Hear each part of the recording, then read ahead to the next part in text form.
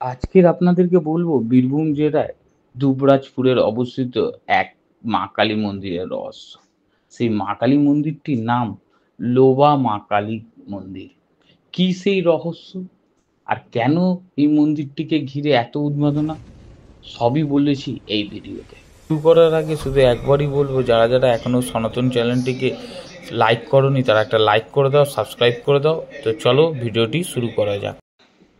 দুবরাজপুরের গ্রামে রামেশ্বর দণ্ডী নামে এক সাধু ছিলেন। তিনি অজয় নদীর তীরে তার আরাধ্য দেবী লোবা মায়ের প্রতিষ্ঠাতা করেন। তিনি নিম্ন বর্গের মানুষের সাথে মিশে এই লোবা মায়ের পূজা করতেন। পরে তিনি গ্রাম ছেড়ে চলে যাওয়ার আগে গ্রামের ঘোষ পরিবারের কাছে পুজোর দায়িত্ব ও সেবায়েতে অর্পণ করেন। লোবা মায়ের পুজো বীরভূমের একটি বিশেষ ঐতিহ্যবাহী বহন করেন। সেখানে প্রতিমা তৈরি থেকে বিসর্জন পর্যন্ত বিভিন্ন রকমের আনুষ্ঠানিক হতো। স্থানীয়রা বিশ্বাস করেন যে বিসর্জনের পরেও মায়ের ডান হাত যেন পুকুরে ভেসে উঠে থাকে।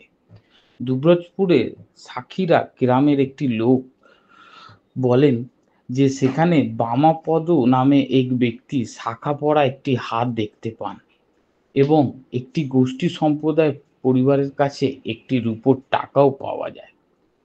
আর এক আশ্চর্য ব্যাপার হলো, লোবা মায়ের পুজোর সঙ্গে একটি গৌরী শঙ্কের কাহিনীও জড়িত আছে।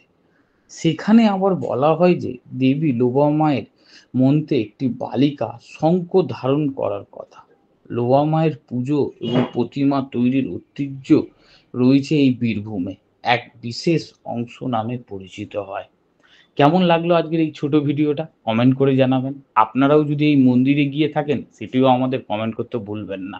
দেখা হবে আবার এক অন্য ভিডিওতে।